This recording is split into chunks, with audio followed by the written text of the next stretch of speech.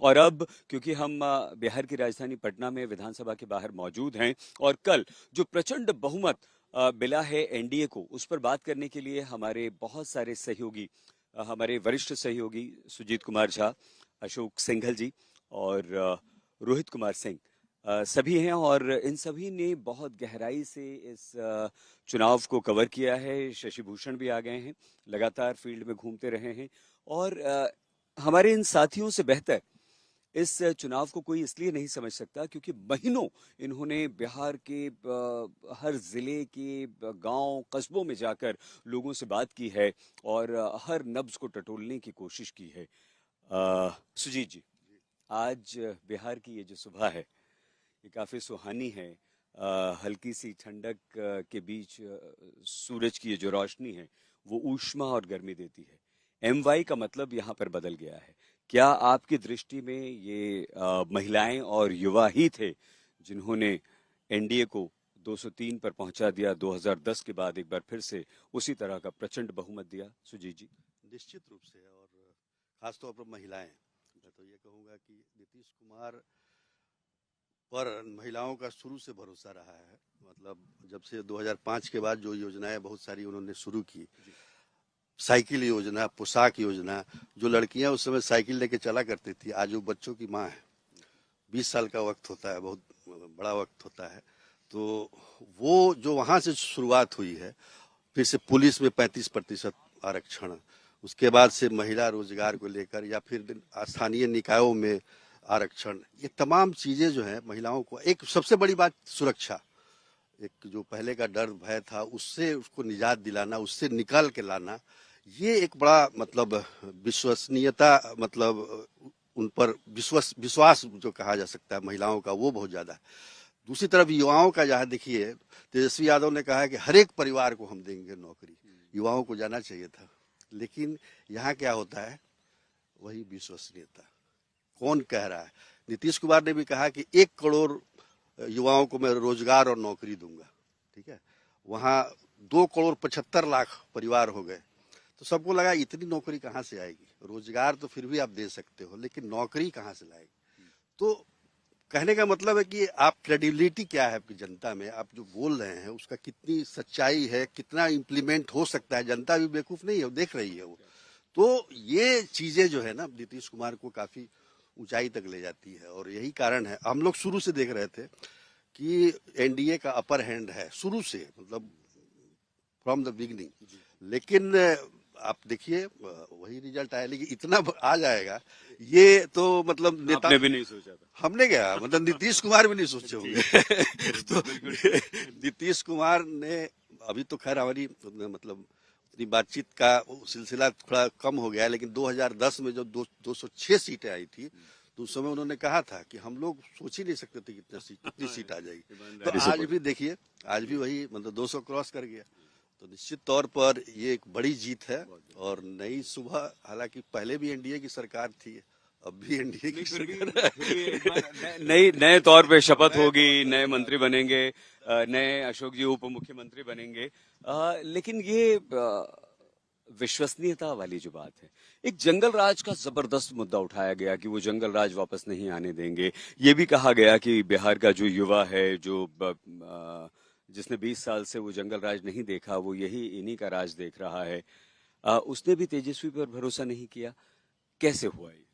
बिल्कुल। सुजीत जी जो बोल रहे थे कि भरोसे की बात है। दूसरा एक चीज मैं सही बोलना चाहता हूँ, 83% के करीब सीटें जीतना, 83% सीटें जीती है उन्होंने बिहार विधानसभा में एनडीए ने, और 45% से अधिक वोट उनको मिला। तो इसका मतलब है कि पूरी जो समीकरण थे, सामाजिक समीकरण थे, उससे पार होकर के लोगों ने एनडीए को चुना।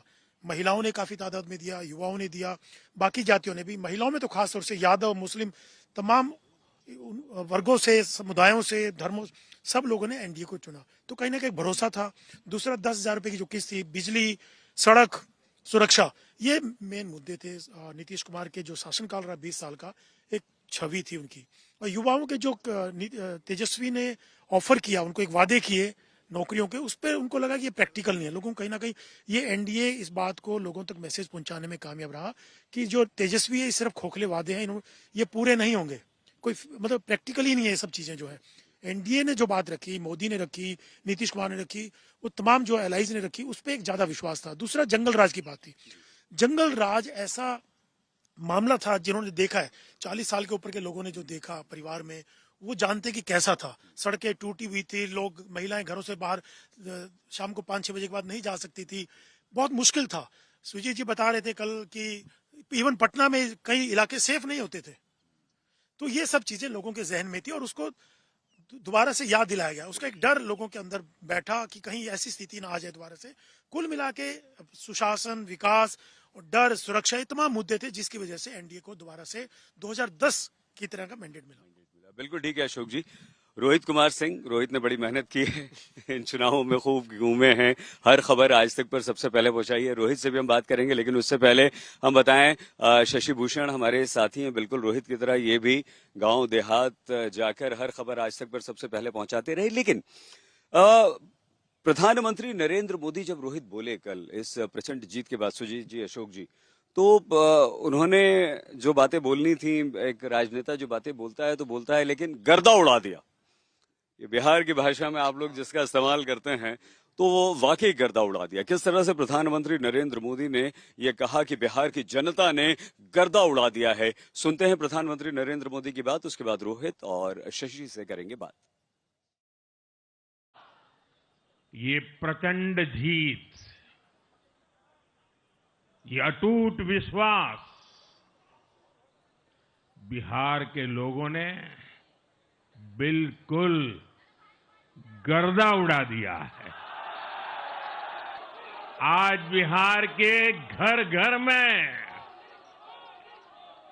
मखाने की खीर बनाना पक्का कर दिया है। और मुझे खुशी हुई कि यहां भी मखाना की खीर सबको खिलाई गई है। गर्दा उड़ा दिया प्रधानमंत्री नरेंद्र मोदी को आपने सुना। बहुत सारे मिथ यहां पर टूटे हैं।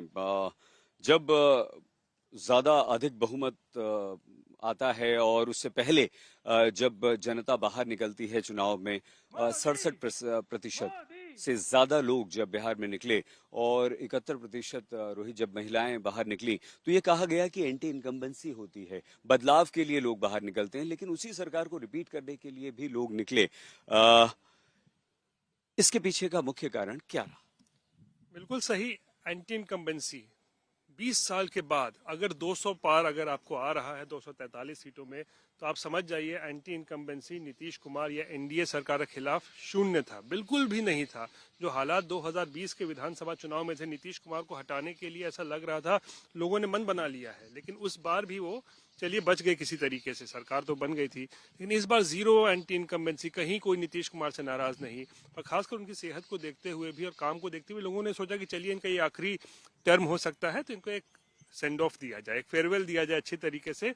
तो इसीलिए हमने देखा कि इस तरीके का प्रचंड बहुमत आया है। नहीं तो 200 प्लस पार 20 साल के बाद आना, ये वाकई जो प्रधानमंत्री जो कह रहे थे ना, गर्दा उड़ा दिया।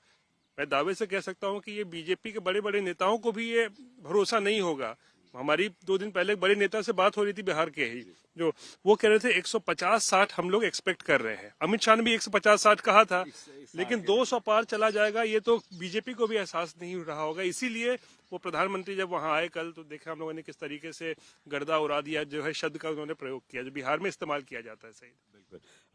अशोक जी और सुजीत जी के अनुभव का लाभ उठाते हुए हम इसे और समझना चाहेंगे कि आखिर इस प्रचंड जीत के मायने क्या है, मतलब क्या है।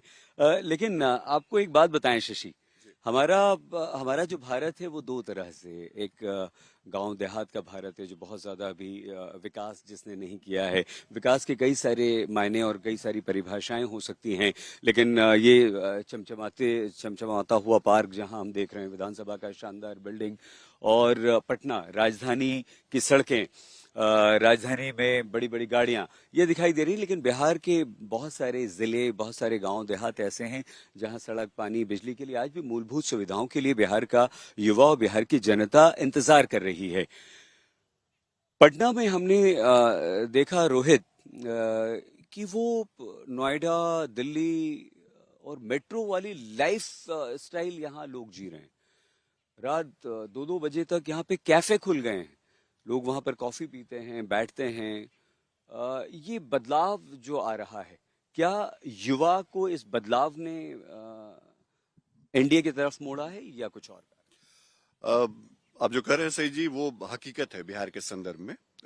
पिछले 10-15 सालों में जो इंफ्रास्ट्रक्चर डेवलपमेंट हुआ है बिहार में, वो बड़े पैमाने पे हुआ है। सड़कें बनी हैं, लाइफस्टाइल लोगों का बदला है। लेकिन एक जो नीड अभी भी है बिहार के संदर्भ में, वो नीड ये है कि यहाँ पर इंडस्ट्रीज नहीं है अभी।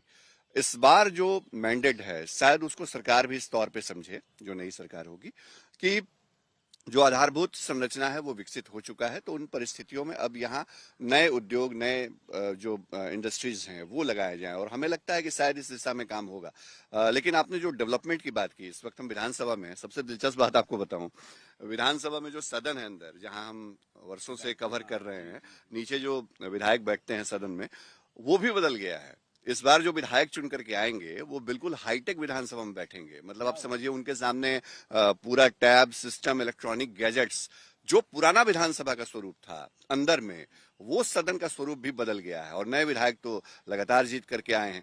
तो ये बदलाव होता है, यही नियम है, और ये बदलाव हर जगह दिख रहा है, यहाँ भी दिख रहा है। बिल्कुल ठीक, बहुत अच्छी बात आपने कही। सुजीत जी, अशोक जी, आपके अनुभव दोनों का फायदा उठाते हुए, क्योंकि हमें ब्रेक पे जाना है, उसके बाद फिर दोनों से बात करेंगे। तो एक एक मिनट सर, आप दोनों के पास, ये जो भारत और इंडिया की बात हम करते हैं, क्या बिहार में ये एक बहुत बड़ी खाई है भारत और इंडिया के बीच? खाई तो अगर देखें, मतलब आंकड़ों में देखेंगे तो खाई तो है ही। लेकिन क्या है ना कि बिहार में अभी हम कह सकते हैं कि जैसे बता रहे थे कि इंडस्ट्री की कमी है और तमाम चीजें, जो युवाओं को रोजगार देने की बात है, तो वो उन चीजों पर इनको ध्यान देने की जरूरत है। सबसे बड़ी बात क्या है कि जो मतलब युवा क्या चाहते हैं, युवाओं को के लिए क्या है, रोजगार चाहिए, नौकरी चाहिए। तो इन तमाम चीजों पर अभी सरकार को ध्यान देना पड़ेगा। मैं आपको क्षमा के साथ रोक रहा हूँ। 30 सेकंड अशोक जी का हमारे डायरेक्टर ने दिल्ली से टाइम काट दिया है, सॉरी। अशोक जी, आपकी टिप्पणी।